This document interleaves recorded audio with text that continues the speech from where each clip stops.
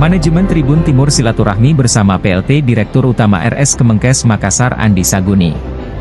Obrolan ringan tersaji antara pimpinan umum Tribun Timur Andi Suroji bersama Andi Saguni di RS Kemenkes Makassar, kawasan CPI pada Senin, 9 September 2024, sore.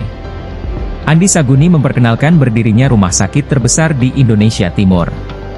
Rumah sakit ini diproyeksikan memang untuk menjangkau masyarakat di Kalimantan, Sulawesi, Maluku hingga Papua.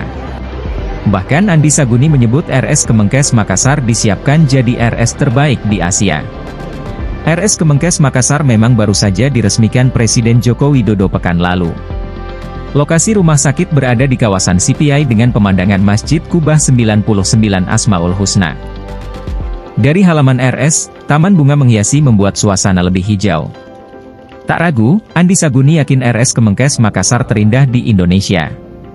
Pemerintah serius menyiapkan RS Kemenkes Makassar untuk Indonesia Timur. Anggaran lebih 2 triliun rupiah dikucurkan pemerintah mendukung pembangunan dan operasional.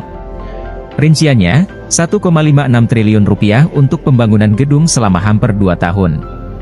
Lalu alat kesehatan sendiri sudah berjalan 360 miliar rupiah tahap awal. Berikutnya akan dicairkan lagi sekitar 250 miliar rupiah. Presiden Jokowi mengaku RS ini sudah setara bintang 5.